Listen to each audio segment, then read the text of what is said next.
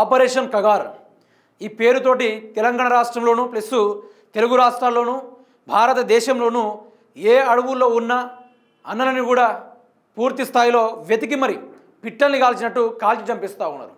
అందులోనూ హిడ్మా అనే పేరు 4 రాష్ట్రాలను గడగడ వణికించిన ఒక మావోయిస్టు దళాన్ని నడిపే నాయకుడు అతన్ని హతమార్చడం జరిగింది. నిజానికి ఈరోజు భారతదేశంలో పాకిస్తాన్ నుంచి ఎందరో మంది టెర్రరిస్టులు వస్తూ ఉన్నారు. వచ్చి ఎన్నికలు జరిగేటప్పుడు మాత్రమే కొన్ని పేలుళ్ళ కార్యక్రమాలు చేస్తూ ఉన్నారు.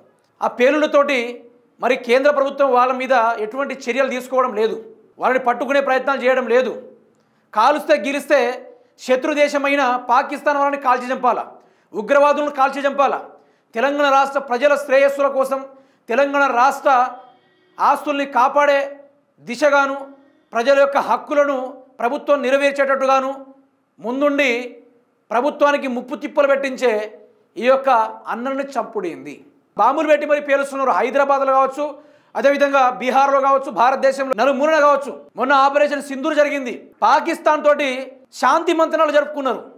పాకిస్తాన్ తోటి శాంతిగా ఉండాలి, మంచిగా పరిపాలన సాగించుకోవాలని శాంతి మంత్రాలు జరుపుకున్నారు.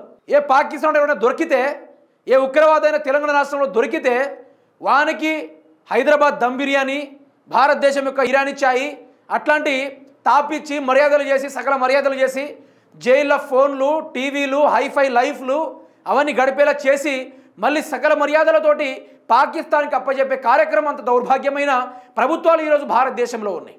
కానీ ప్రజల హక్కుల కోసం కొట్లాడే ఈ యొక్క మావోయిస్టులను ప్రభుత్వం కగార్ అనే ఆపరేషన్ మొదలుపెట్టి హతమార్చాల్సిన అవసరమే వచ్చింది. లొంగిపో అని అడిగే ముచ్చడు కూడా లేకుండా విచ్చలవిడిగా కాల్చి చంపేస్తూ ఉన్నారు. నా వెనకన ఉన్న హిడ్మా ఎన్కౌంటర్లో అతన్ని హతమార్చడం కూడా జరిగింది, హిడ్మా అనే వ్యక్తిని. అయితే హిడ్మా ఎవరు, అసలైన చరిత్ర ఏంది? 4 రాష్ట్రాలను గడగడలాడించిన మనిషి ఒకటేసారి చనిపోవడంలో చాలామందికి అనుమానాలు కూడా రావడం జరిగింది. ఒక్కడు 17 ఏళ్ల వయస్సులోనే తన యొక్క ఉద్యమ బాటని చేపట్టుకున్నాడు. ఒకసారి పూర్తి స్థాయిలో ఆయన విషయాలు తెలుసుకునే ప్రయత్నం చేద్దాం మిత్రులారా. మావోయిస్ట్ అగ్రనేత హిడ్మా ఎన్కౌంటర్, ఆయన భార్య రాజే, మరో 4 మృతి. ఆంధ్రప్రదేశ్లోని మారేడుమల్లి అడవుల్లో ఎదురుకాల్పులు. హిడ్మాపై రూపాయలు 1 కోటి, రాజేపై రూపాయలు 50 లక్షల రివార్డు. ఘటనా స్థలంలో 2 AK-47 ఇతర ఆయుధాలు స్వాధీనం. భద్రతా దళాలపై మెరుపు దాడులు చేసి మోస్ట్ వాంటెడ్గా మారిన హిడ్మా, అతడే టార్గెట్గా స్పెషల్ ఆపరేషన్ చేపట్టిన కేంద్రం. భద్రతా బలగాలకు నవంబర్ 30 డెడ్లైన్. గడువుకు 12 రోజులు ముందుగానే ఆపరేషన్ పూర్తి. స్వాధీనం చేసుకున్న ఆయుధాలు. అసలు హిడ్మా అనే వ్యక్తి ఎవరైతే మావోయిస్టు దళాలకు దళపతిగా, అతను ఒక కమాండర్ లెక్క సైన్యాన్ని నడిపించే ఒక దళ నాయకుడు లెక్క ఉండే వ్యక్తి. ప్రజల కోసము శక్తిని మించి ప్రయత్నాలు చేసినవాడు, ప్రభుత్వాలను ఎదిరించినవాడు, ప్రజల యొక్క డిమాండ్ కోసం కొట్లాడిన మనిషి. అయితే ఈ హిడ్మాని మావోయిస్టు కన్నా అద్మానంగా చంపాల్సిన కారణం ఏంటిది? అంత అద్మానంగా, అంత దారుణంగా ఎన్కౌంటర్ చేయాల్సిన అవసరం ఏంది? రూపాయలు 1 కోటి రూపాయలట అతన్ని చంపితే, వాళ్ళ భార్యను చంపితే 50 లక్షలట. అంటే పాకిస్తాన్ ఉగ్రవాద? ఒక మాట మాట్లాడుకుందాం. పాకిస్తాన్ ఉగ్రవాద? ఈరోజు తెలంగాణ రాష్ట్రంలో ప్రతి పౌరునికి హక్కు వచ్చిందంటే మీరు గుర్తుపెట్టుకోండి, అంబేద్కర్ రాజ్యాంగాన్ని రాసినా కూడా ఆ హక్కు పూర్తి స్థాయిలో మన దగ్గరికి రాలేదు, ఇప్పుడు కూడా రాలేదు, ఇప్పటి వరకు కూడా. ఆనాడు అన్నలు అడవిలోకి వెళ్ళి ప్రజల పక్షాన కొట్లాడాలి, మన జీవితాలైనా ఆగమైనా కానీ రాబోయే తరాలైనా మనం ఈ ప్రభుత్వాలను నిక్కదీసి అడగాలి, రాజకీయ నాయకుల్ని ఒక్కొక్కరిని హడలెత్తిచ్చేటట్టు ప్రశ్నించాలని ప్రతి ఒక్క మాయస్ట్ అన్నలు కానీ, చనిపోయిన ప్రతి ఒక్క మహామహులు కానీ ఎందరో మంది ఈరోజు మనకు ఈ రాజ్యాధికారాన్ని అప్పచెప్పేలా చేసింది. ఈరోజు సామాన్యుడు సైతం పోటీ చేసేలా చేస్తుందంటే దానికి గాళ్ళ కారణం వీళ్ళది కూడా పాత్ర ఉంది. అన్నలు ఉన్నారంటే రాజకీయ నాయకుడు బెదిరేది ఎక్కడికక్కడికి. ఫలానా నియోజకవర్గంలో అక్కడ అన్నలు ఉండి హెచ్చరిస్తున్నారంటే ఆ దరిదాపుల్లో కూడా రాజకీయ నాయకుడు పోవాలని కూడా భయపడేది. కానీ కేంద్ర ప్రభుత్వం వీళ్ళపైన సపరేట్ నిఘాలు పెట్టి వీరిని హతమార్చే ప్రయత్నాలకు దారి తీసింది. అసలు వీళ్ళు చేసిన తప్పేంది? మరి ఏనాడైనా పాకిస్తాన్ ఉగ్రవాది అడ్డంగా దొరికిరు, చాలామంది దొరికిరు. మొన్నటికి మొన్న హైదరాబాద్లో దొరికిరు, మొన్నటికి మొన్న మన బీహార్ సైడ్ దొరికిరు. అయినా కూడా వాళ్ళ మీద నో యాక్షన్.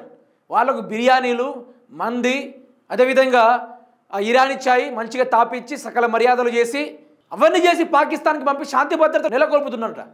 మరి కాల్చి చంపితే అట్లాంటి కాల్చి చంపాలా? వాళ్ళ మీద రివార్డులు ప్రకటించాలా?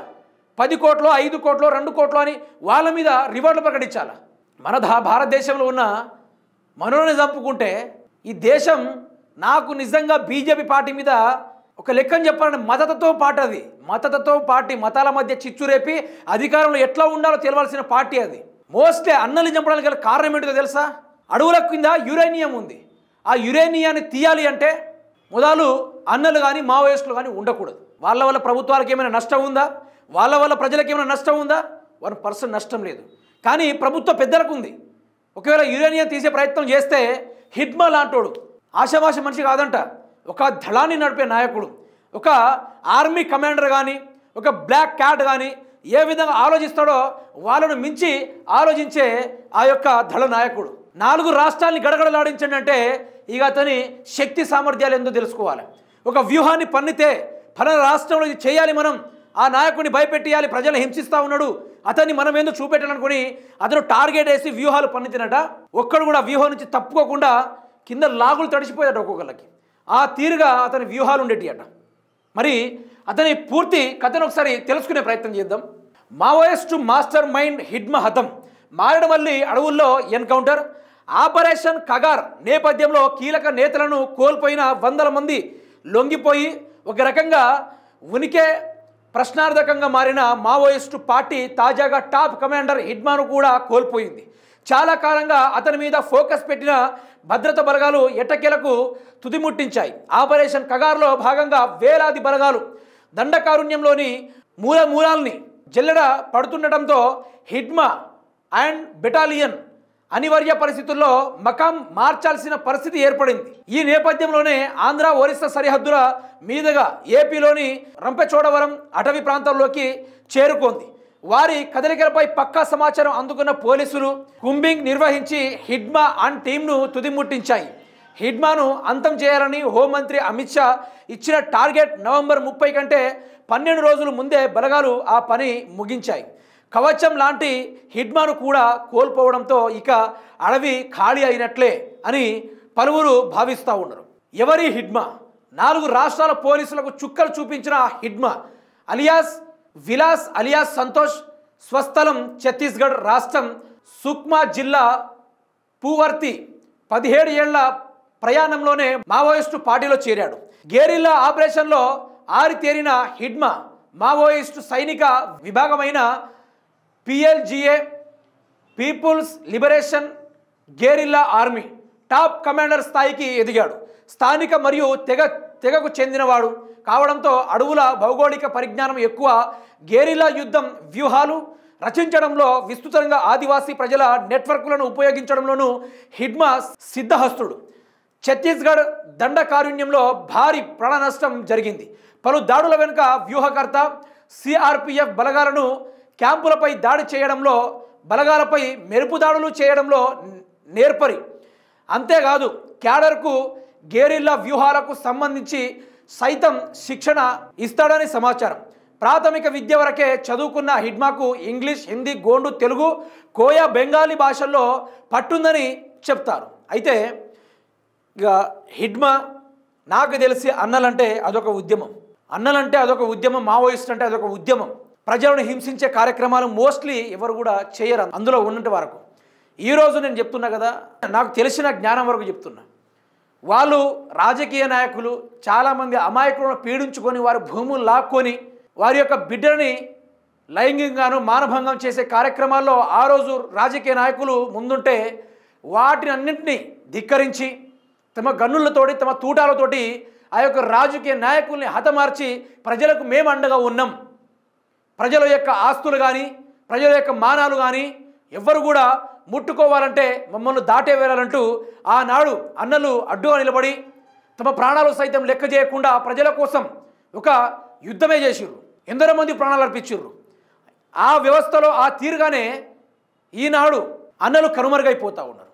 ఆనాడు ప్రజల కోసం కొట్లాడిర్రు, ఈరోజు మొత్తం ఎక్కడ పడితే అక్కడ జల్లెడ బట్టి మరి చంపేస్తూ ఉన్నారు. ఇదే ఇంట్రెస్ట్ ఏదో మొన్న ఆపరేషన్ సింధూర్ అక్కడ ఎందుకు ఆగింది? ఎందుకు భద్రతా దళాలను దింపలేదు? ఎందుకు CRPF బెటాలియన్ దింపలేదు? ఎందుకు స్పెషల్ ఫోర్సెస్ని దింపలేదు? ఎందుకని పాకిస్తాన్ని మట్టు పెట్టలేదు?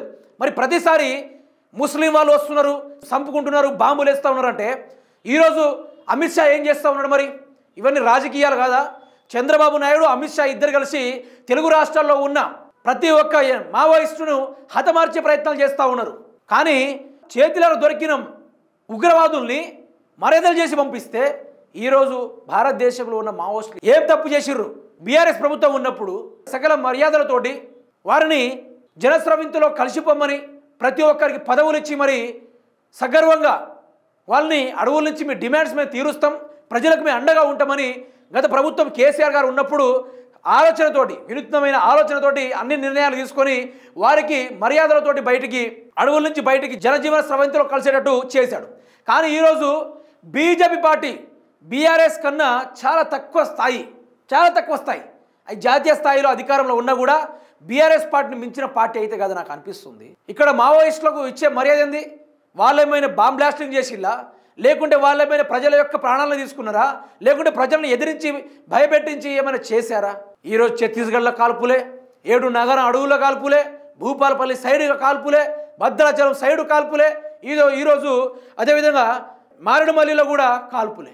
దీని వెనకాల పెద్ద కుట్రే ఉంది మిత్రులారా, మీరు తెలుసుకోవాలి. అది పెద్ద కుట్ర ఉంది. ఆ కుట్ర ఏందో తెలుసా? వీళ్ళు టైగర్ కన్జర్వేషన్ ఒకటి పెట్టిళ్ళు, టైగర్ని పరిరక్షించుకోవాలని ఒకటి పెట్టి అడవుల్లో 200 ఎకరాలను చదును చేసిర్రు. పులులు తిరిగేదే అడవుల్లో. మరి అడవిని చదును చేస్తే పులులు ఎక్కడ ఉంటాయి? మనిషిని ఒక బోన్లో బంధించి రోజుకు నీకు ఇంత అన్నం పెడతారంటే ఊకుంటాడా? ఊకోడు కదా. మరి పులులు హింసించే కార్యక్రమాలు ప్రభుత్వాలు ఎందుకు చేస్తున్నాయి? ఆ పేరుతోటి 200 ఎకరాలు చదును చేసి అడవుల కింద ఉన్న యురేనియాన్ని తీసే కార్యక్రమంలో ప్రభుత్వాలు ఈరోజు ఏకదమ్గా ప్రయత్నాలు చేస్తూ ఉన్నాయి. ఏకదమ్గా అవి కూడా ఎవిడెన్స్ తోటి బయటపడతాయి, ప్రతిదీ బయటపడతాయి. మరి అమిత్ షా ఈ యొక్క హిడ్మాని చంపడానికి నవంబర్ 30లోగా స్పెషల్ బెటాలియన్ ఫోర్స్ను పంపిస్తే, మరి మొన్న బాంబులు వెలిచిన ఉగ్రవాదులు, పాకిస్తాన్ నుంచి భారతదేశంలో ఉండి స్థిరపడిన ఉగ్రవాదులు, వాళ్ళ ఫోటోలు, వాళ్ళ ఆధారాలు, వాళ్ళు ఎక్కడ ఉంటున్నారు, వాళ్ళు ఏం తింటున్నారు, ఎక్కడ పోతున్నారు అన్నీ తెలుసుకున్న ఈ కేంద్ర ప్రభుత్వం వాళ్ళ మీద ఎందుకు నిఘా పెట్టి వాళ్ళని 5 రోజుల్లో లేపేయనని ఆ రోజు నిఘా ఎందుకు పెట్టలేదు? అంటే పాకిస్తాన్తో మిత్రత్వం ఉంది, ఉగ్రవాదులతోటి సంబంధాలు ఉన్నాయి. ఏం మనుషులు, ఏం కథలు! అందులోనూ బండి సంజయ్ మాట్లాడుతూ ఉన్నాడు, మావోయిస్టులారా లొంగిపోండి, అర్బన్ నక్సలైట్ల మాటలు నమ్మి ప్రాణాలు కోల్పోవద్దు, మార్చి కల్లా నక్సలిజాన్ని అంతం చేసి తీరుతాం, ఇంకో 4 నెలలే గడువు ఉంది. కేంద్ర హోంశాఖ సహాయ మంత్రి బండి సంజయ్, ఈయన సహాయం వల్ల తెలంగాణ రాష్ట్రానికి ఒరిగింది లొట్టపీసు కూడా కాదు, దండగా. అసలు ఇతన్ని ఎంపీ చేసిన ఆ మహానాయకులు, ఆ గొప్ప గొప్ప ఓటర్లు చాలా గొప్పోళ్ళు. బండి సంజయ్ మాట్లాడుతున్నాడు, మావోయిస్టులారా లొంగిపోండి అట. మావోయిస్టు వీళ్ళని ఏమైనా బెదిరించిల్లా, ఏమైనా చేసిర్రా? మరి బండి సంజయ్ ప్రతిరోజు మాట్లాడుతూ ఉంటావు, నేను హిందువుని, ముస్లిం వాళ్ళకు మొలతాడు ఉండదు, మాకు మొలతాడు ఉంటుందని మొలతాడుల కథలు చెప్పినావు. బాగానే ఉంది నీ మొలతాడ కథ. అయితే ఈ మొలతాడుల వ్యవహారం చెప్పే ముందు మరి మొన్న పాకిస్తాన్ ఉగ్రవాదులు దొరికినప్పుడు వాళ్ళ మీద నువ్వు ఎందుకు ప్రెస్ మీట్ పెట్టలేదు? దేనికోసం పెట్టలేదు బండి సంజయ్? దాని గురించి మాట్లాడమేంది? అమిత్ షా చెప్పులు ఇడిస్తే చాలు, చెప్పులు ఎత్తుకుని పోతాడు ఒక మహానుభావుడు. ఈరోజు మాట్లాడుతూ ఉన్నాడు బండి సంజయ్. ఈయన రాష్ట్రానికి ఏమైనా దొరికిందా? మళ్ళీ పేరేమని ఉందిడా? కేంద్ర హోంశాఖ సహాయ మంత్రి బండి సంజయ్ అట. మరి రాష్ట్రంలో ఎందరో మంది ఉగ్రవాదులు తిరుగుతూ ఉన్నారు తెలంగాణ రాష్ట్రంలో. మరి వెతికి జల్లడబట్టి నడి రోడ్డు మీద కన్ను పెట్టి ఫడక్ కాల్చకపోయారు. మరి వాళ్ళ మీద మీకు చేయి రాదు. పాకిస్తాన్ వాళ్ళు మీకు మిత్రులు, భారతదేశంలో పుట్టి ప్రజల కోసం కొట్లాడి ఈరోజు ప్రభుత్వాన్ని ఎదిరిస్తున్నారు కాబట్టి వాళ్ళు ఉగ్రవాదులను మించి తయారయ్యారా? అందుకని వాళ్ళని చంపడంలో మీ కార్యక్రమాల లేవు. మావోయిస్టులారా లొంగండి. చూశారు కదా మిత్రులారా, ఈరోజు అన్నలంటే ప్రతి ఒక్కరికి గౌరవం ఉంటుంది, మావోయిస్టులు అంటే ప్రతి ఒక్కరికి గౌరవం ఉంటుంది. నేను ఏమంటున్నా, వాళ్ళని తప్పు చేస్తే జనజీవన స్రవంతిలో కలవమని మాట్లాడాలి, దగ్గర తీసుకోవాలి, వాళ్ళ డిమాండ్స్ని తీర్చాలి. గత ప్రభుత్వం కేసీఆర్ చేసినట్టుగా దమ్ముంటే గట్ల చేయాలి, దమ్ము లేకుంటే మూసుకొని ఉండాలి. మీరు చంపాల్సిన అవసరం వచ్చింది. నేను ఏమంటున్నా, పాకిస్తాన్ వ్యక్తి కాదు కదా, భారతీయులే కదా, ప్రజల్ని ఇబ్బంది పెట్టలే కదా, ప్రజల ప్రాణాలు తీయలేదు కదా. బీజేపీ బండారాన్ని మొత్తం బయట పెడదాం, ఈ కథలన్నీ బయట పెడదాం. పాకిస్తాన్ ఎందుకు చంపట్లేదు? తెలంగాణ రాష్ట్రంలోని భారతదేశంలో పుట్టిన మావోయిస్టులను ఎందుకు చంపుతున్నారు? ఉగ్రవాదులను ఎందుకు చంపుతలేరు? వీళ్ళని ఎందుకు చంపుతున్నారు? వీళ్ళ బండారం, వీళ్ళ కథ, వీళ్ళ సారాంశం మొత్తం బయట పెడదాం. మొత్తం బయట పెట్టి వీళ్ళ సంగతి ఏందో ప్రజల ముందు పెడదాం. వీళ్ళ బండారం బజార్లో పెట్టే కార్యక్రమం చేద్దాం.